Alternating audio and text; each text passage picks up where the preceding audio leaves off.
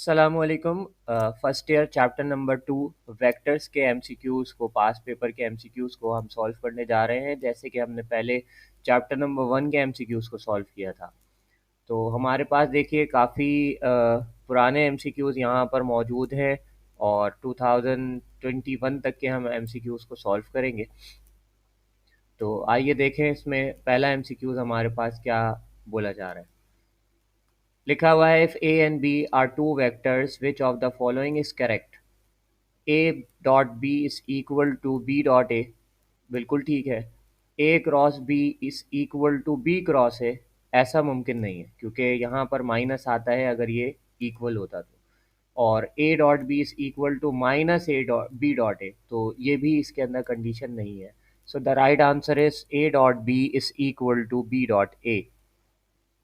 अच्छा, अगर आप चाहते हैं कि ये फाइल एमसीक्यूज़ की आपके पास आ जाए तो आप मेरे चैनल के अबाउट में जाकर फर्स्ट ईयर पास पेपर के एमसीक्यूज़ और न्यूमेरिकल की फ़ाइल डाउनलोड कर सकते हैं। उसमें आपके पास एमसीक्यूज़ और न्यूमेरिकल पास पेपर के मौजूद हैं और वो सॉल्व मौजूद यानी आंसर के साथ मौजूद है।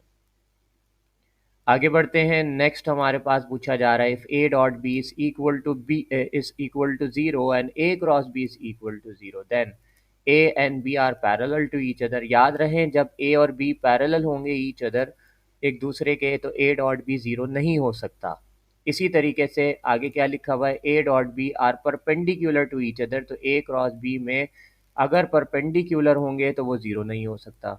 Then at least A and B is null, तो राइट आंसर क्या है इसका, ए और बी में से कोई एक वेक्टर क्या होगा, ज़ीरो होगा। पैरेलल के ऊपर ए डॉट बी मैक्सिमम होता है और परपेंडिकुलर के ऊपर ए क्रॉस बी मैक्सिमम होता है।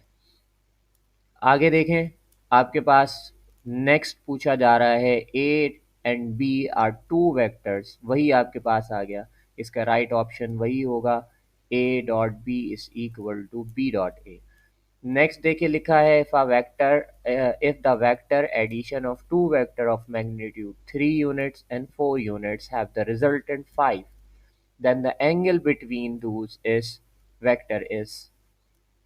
तो अगर आप इसको सिंपल वे में करना चाहें तो under root 3 square plus 4 square करें, तो आपका आंसर यहाँ पर 5 आएगा। ठीक है, 9 प्लस 16, इसका फिर रूट लेंगे 4 5 हो जाएगा।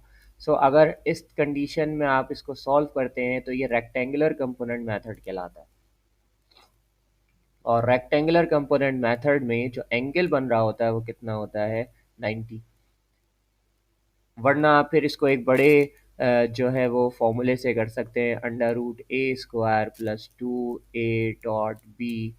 ठीक है, यहाँ से फिर कॉस थीटा की वैल्यू निकालेंगे तो आपको थीटा पता चलेगा। तो आसान तरीके से ऐसे इसको हम कर सकते हैं। नेक्स्ट आपके पास देखिए लिखा हुआ है कि आई डॉट जे और बाहर क्या लिखा हुआ है के।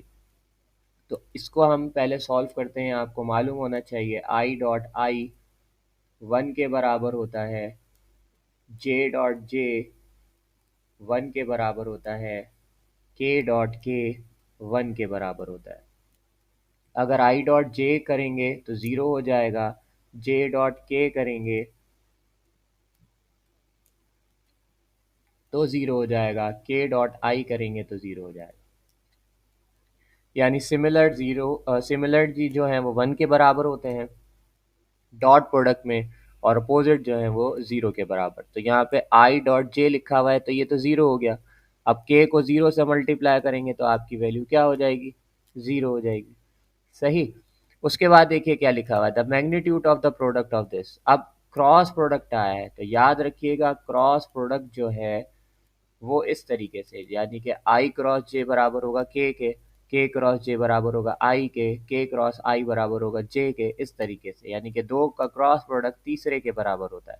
और अगर दो सेम क्रॉस प्रोडक्ट हैं यानी कि आई क्रॉस आई, तो ये ज़ीरो हो जाएगा। तो यहाँ पर क्या आ जाएगा, के, और फिर ये आ जाएगा डॉट। तो के डॉट के किसके बराबर होता है, 1 के बराबर। ये हमने ऊपर सॉल्व किया है, तो इसका जो राइट ऑप्शन है वो क्या हो जाएगा, 1। आगे देखें क्या लिखा हुआ है, जे क्रॉस जे। अभी हमने बोला कि अगर दो सिमिलर वेक्टर होंगे क्रॉस प्रोडक्ट में तो वो ज़ीरो के बराबर हो जाएंगे। If a vector is divided by its own magnitude, अगर एक वेक्टर को उसी के मैग्नीट्यूड से डिवाइड कर दिया जाए तो उसे क्या कहते हैं, उसे कहते हैं यूनिट वेक्टर। लिखा हुआ है the dot product of unit vector I dot J, तो आई डॉट जे किसके बराबर होगा, जीरो के बराबर होगा। डॉट प्रोडक्ट में जो अपोजिट वेक्टर्स हैं वो जीरो होते हैं। उसके बाद देखिए लिखा हुआ है two forces of same magnitude F makes an angle 180 with each other, the resultant is, यानी कि एक फोर्स इधर लग रही है, एक फोर्स इधर लग रही है, इनके दरमियान का जो एंगल है वो 180 है। सही, तो फोर्सेस एक दूसरे को कैंसिल कर देंगी, तो यहाँ पर आपके पास रिजल्टेंट क्या हो जाएगा, zero. If a dot b equal to zero, when a is not equal to zero, b is not equal to zero, then the vector r, यानी कि दोनों वेक्टर क्या है आपके पास, जीरो नहीं है, लेकिन फिर भी इनका प्रोडक्ट जीरो के बराबर आ रहा है, तो पैरेलल तो नहीं हो सकते, क्योंकि जब पैरेलल होंगे तो cos जीरो आएगा और cos जीरो वन के बराबर होता है, तो a डॉट बी वन हो जाएगा, अपोजिट में -1 हो जाएगा, परपेंडिकुलर में जीरो हो जाएगा, क्योंकि परपेंडिकुलर 90 होता है, cos 90 किसके बराबर, जीरो के बराबर। तो इसको सॉल्व ऐसे करते हैं जैसे a dot B is equal to A B cos theta, इस थीटा की जगह जो भी एंगल हम रखेंगे उसके अकॉर्डिंग आंसर आएगा। पैरेलल में जीरो रखेंगे 1 आ जाएगा, अपोजिट में 180 रखेंगे -1 आ जाएगा, परपेंडिकुलर में 90 रखेंगे जीरो हो जाएगा, तो ए डॉट बी की वैल्यू जीरो हो जाएगी, कहाँ पर, परपेंडिकुलर पर। अच्छा, उसके बाद देखिए लिखा हुआ है when a plus B is equal to a minus B whole magnitude the angle between them is, इनके दरमियान एंगल क्या होता है, 90। कैसे होता है इसकी पूरी ब्रीफ वीडियो एक मेरे पास मौजूद है, इसका क्वेश्चन भी आता है सॉल्व करने के लिए कि शो दैट कि a प्लस बी का होल मैग्नीट्यूड बराबर है a माइनस बी के होल मैग्नीट्यूड के 90 एंगल के ऊपर, तो ये साबित कीजिए। इसका मैं लिंक दे देता हूँ, आप इसका लिंक देख लीजिएगा। आगे देखते हैं। आगे आपके पास बोला जा रहा है कि a dot B is equal to zero and a cross b is equal to zero. a zero नहीं है तो यकीनन b क्या होगा, b जीरो होगा, क्योंकि पैरेलल पर ये मैक्सिमम होता है, परपेंडिकुलर पे ये मैक्सिमम होता है, तो ये दोनों कंडीशन तो नहीं हो सकती। ठीक, तो b इक्वल टू जीरो भी नहीं, a भी नहीं हो सकता, क्योंकि a जो है वो नॉन जीरो है, सो b शुड बी जीरो। अच्छा, फिर वही आ रहा है कि आई क्रॉस जे किसके बराबर होगा, के और के डॉट के बराबर होगा 1 के। So this is the right answer. The area of parallelogram formed by two vectors. दो वेक्टर से फॉर्म होता है एरिया ऑफ पैरेललोग्राम, तो ये बराबर होता है magnitude of A cross B. अगर ट्राइंगल को पूछा जाता तो वो हाफ ए क्रॉस बी के बराबर होता। The perpendicular vectors have magnitude 4 and 3 units are added, the resultant अभी हमने सॉल्व किया कि अगर हम 3 का स्क्वायर लें प्लस 4 का स्क्वायर लें और रूट ले लें इसका, तो हमारा आंसर क्या आ जाएगा, 5। अच्छा, उसके बाद देखिए लिखा हुआ है if I J K are the unit vectors along X Y Z axis respectively then K cross J, तो के क्रॉस जे किसके बराबर होता है, ये बराबर होता है माइनस आई के। ठीक है ना, माइनस आई भी हो सकता है, लेकिन याद रखिएगा अगर आप इसको ऐसे सॉल्व करेंगे कि जे क्रॉस के, तो जे क्रॉस के आई के बराबर होता है, और अगर के क्रॉस जे सॉल्व करेंगे तो ये बराबर होगा minus I K. So the right answer is A minus I. Two perpendicular vector having, फिर वही आ गया आपके पास, तो इसका राइट आंसर क्या होगा, 5। तो देखिए कितने सारे रिपीट आपके पास हो रहे हैं। If vector is divided by own magnitude, तो इसको भी अभी हमने सॉल्व किया, आंसर क्या होगा, unit vector. a dot B equal to zero, a cross b equal to zero, then a is not equal to zero, then b should be zero.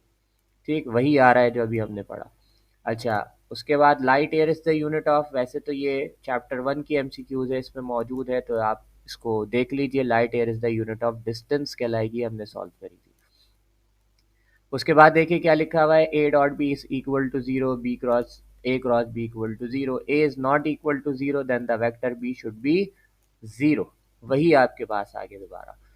फिर देखिए क्या है आपके पास, if a is equal to A I, B is equal to B J, then A cross B is equal to, आपने simple क्या करना है, इसका क्रॉस प्रोडक्ट ले लेना है, क्रॉस करवा देना है इसको बी के साथ, तो बी बराबर किसके है, बी जे के। तो ए से बी मल्टीप्लाई होगा तो ए बी हो जाएगा, फिर क्या करेंगे आई क्रॉस जे, और आपको पता है आई क्रॉस जे बराबर किसके होगा, के। तो इसका जो राइट ऑप्शन है वो क्या हो जाएगा, ए बी के। Two forces act together on an object. The magnitude of their resultant is minimum when the angle between them. सबसे कम होगा इफेक्ट जब इनके दरमियान एंगल क्या बनेगा, 180। जीरो हो जाएगा, अभी ये हमारे पास ऊपर भी आया था। अच्छा, उसके बाद नेक्स्ट देखिए, वही आ रहा है ए डॉट बी जीरो के बराबर है, ए क्रॉस बी जीरो के बराबर है, और ए जीरो नहीं है तो बी क्या होगा, बी जीरो होगा। उसके बाद ए वेक्टर गिवन है, देन बी वेक्टर गिवन है। So A minus B is equal to किसके बराबर होगा, देखें ए को माइनस करना है किसके साथ, बी के साथ। तो सबसे पहले क्या लिखेंगे, 5i प्लस का जे माइनस का 2k। तो आपके पास क्या हो जाएगा, 5i plus J minus 2k। So C is the right answer. अच्छा, उसके बाद देखिए लिखा हुआ है the y component of vector a is 15 units when its form an angle 50 with the positive axis। y component मालूम करना है, तो आपको मालूम होना चाहिए कि ए वाई जो है वो बराबर होगा a sin थीटा के। तो a की जगह पर आप क्या रखेंगे, 15, और साइन थीटा की जगह पर क्या रखेंगे, 50। सही। सो इसका जो आंसर आएगा वो 11.5 आएगा। आप कैलकुलेटर से इसको कैलकुलेट करके देख सकते हैं। नेक्स्ट दोबारा वही रिपीट हो रहा है, आई क्रॉस जे बराबर किसके होगा, के, और के डॉट के बराबर होगा 1 के। उसके बाद फिर वही रिपीट हो रहा है, ए डॉट बी ज़ीरो के बराबर, ए क्रॉस बी ज़ीरो के बराबर, ए ज़ीरो नहीं है तो बी शुड बी ज़ीरो। उसके बाद मैग्नीट्यूड ऑफ प्रोडक्ट फिर वही आ रहा है, लेकिन इसमें देखिए क्या है, अब आई क्रॉस जे नहीं है, जे क्रॉस आई है। तो जे क्रॉस आई जब होगा तो वो माइनस के होगा, और माइनस के डॉट के बराबर हो जाएगा -1 के। ठीक है ना, -1। तो यहाँ पे थोड़ा सा इन्होंने चेंज कर दिया इसको। उसके बाद लिखा हुआ है वही, दो परपेंडिकुलर वेक्टर हैं, एक 4 है एक 3 है, तो इनको जब ऐड करेंगे रिजल्टेंट कितना हो जाएगा, 5। अच्छा, उसके बाद देखिए लिखा हुआ है the magnitude of resultant of two forces magnitude 5 Newton and 10 Newton can not be. अच्छा, क्या बोल रहे हैं कि आपने रिजल्टेंट मालूम करना है 5 और 10 का, जो इनमें से नहीं आएगा, इनमें से नहीं आएगा। तो देखिए इसकी एक रेंज सेट होती है, 5 न्यूटन से लेकर 10 न्यूटन। आपके पास दो फोर्सेस है, मैं इनको ऐड करवाऊंगा, जब मैं ऐड कराऊंगा तो मेरे पास जवाब क्या आ जाएगा, 15। तो हमारी रेंज आ जाएगी 5 न्यूटन से लेकर 15 न्यूटन तक। तो जब हम मैग्नीट्यूड ऑफ रिजल्टेंट देखेंगे तो डिफरेंट एंगल्स के ऊपर इसका जो आंसर है वो 5 से लेकर 15 तक आएगा। 5 से पहले के जितने भी नंबर्स हैं जैसे 4 3 2 1, ये आंसर नहीं आ सकता, और 15 से ऊपर जितने भी नंबर हैं वो भी नहीं आएंगे, जैसे 16 टू ऑनवर्ड। तो अगर हम देखें तो 4 जो है वो 5 से छोटा है, तो ये आंसर है। अगर 6 देखें तो वो इस रेंज के अंदर मौजूद है, 9 देखें तो इस रेंज के अंदर मौजूद है, 13 देखें तो इस रेंज में मौजूद है। सही। तो मैं एग्जाम्पल के तौर पे आपको एक बता देता हूँ, जैसे मैं कहता हूँ कि मेरे पास दो फोर्सेस, एक 10 है और एक 25 है। दो फोर्सेस हैं, अब आप बताइए कि इनमें से इसकी रेंज क्या होगी। तो आप बताएंगे 10 प्लस 25 क्या हो जाएगी, 35। तो इसकी रेंज कहाँ से स्टार्ट करेंगे, 10 से, और जाएगी कहाँ तक, 35 तक। तो अब 10 से पहले जितने भी नंबर हैं वो जवाब में नहीं आएंगे, और 35 के बाद जितने भी नंबर हैं वो जवाब में नहीं आएंगे। ठीक। तो इसमें हमारे पास राइट ऑप्शन 4 था, वो हमने यहाँ पे मार्क कर दिया। नेक्स्ट आपके पास 2019 का देखिए यहाँ पर मौजूद है कि आई क्रॉस जे जो है वो आपको मालूम है बराबर होता है के, और के जे क्रॉस आई आपको मालूम है बराबर होता है -के। जब इसका डॉट लेंगे तो आपके पास जवाब क्या आ जाएगा, -1। सो -1 इज़ द राइट ऑप्शन। सो हमारे पास यहाँ पर 2019 तक के एमसीक्यूज हमने सॉल्व किए पास पेपर के, होप आपको समझ में आए होंगे। तो देखिए कितने आसान एमसीक्यूज हैं और रिपीट हो रहे हैं।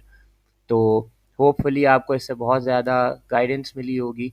इस वीडियो को आगे शेयर करके अपने दोस्तों के अंदर उनको भी इस टॉपिक को हेल्पफुल बनाइए। ताकि वो भी आसानी से इसको सॉल्व कर सकें। जज़ाकल्लाह।